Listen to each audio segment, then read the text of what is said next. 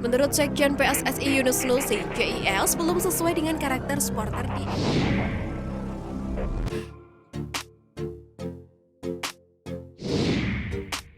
Timnas Vietnam U19 khawatir dengan cuaca panas di Surabaya, keuntungan bagi Indonesia. Kualifikasi Piala Asia U20 akan digelar pada tanggal 14 hingga 18 September mendatang. Semua pertandingan grup F akan digelar di Stadion Gelora Bung Tomo, Surabaya. Mengenai hal itu, Timnas Vietnam U19 khawatir dengan cuaca yang ada di Surabaya. Bukan rahasia lagi, Surabaya terkenal dengan suhunya yang panas. Menurut BMKG, suhu di kota Surabaya bisa mencapai 34 derajat Celcius. Menyadari hal itu, Timnas Vietnam mempersiapkan diri dengan berlatih di wilayah yang memiliki suhu yang sama. The Golden Star muda sengaja memilih kawasan Binh Duong sebagai tempat latihan.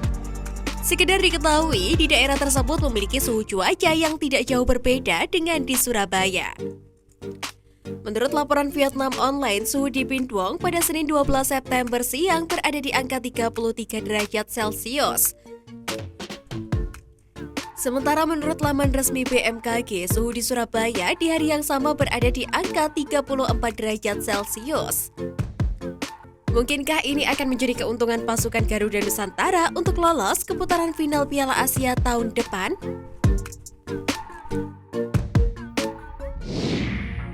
Jelang kualifikasi Piala Asia U20, Stadion Gelora Bung Tomo dapat catatan PSSI Jatim. Persiapan Stadion Gelora Bung Tomo menjadi venue untuk kualifikasi Piala AFC U20 masih mendapatkan catatan dari PSSI Jawa Timur. Catatan itu mengenai fasilitas yang ada di dalam maupun di sekitar stadion. Wakil Ketua Asprof PSSI Jatim, Amir Burhanuddin, mengatakan beberapa hasil catatan dari peninjauan yang dilakukan pihaknya di Stadion GBT. Di antaranya berupa penunjuk jalan akses tol, jalur pembeda kendaraan penonton dan tamu VIP, serta beberapa lainnya.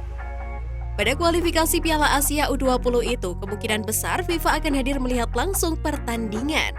Amir berharap pandangan terhadap Stadion GBT yang kerap disebut bau sampah dapat terrealisasikan.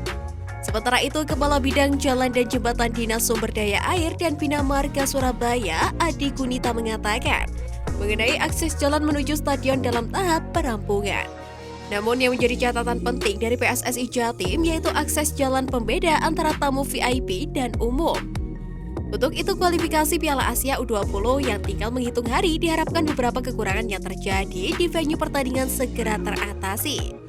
Pasalnya sebagai tuan rumah, Indonesia harus tetap menunjukkan yang terbaik seperti pada event-event sebelumnya.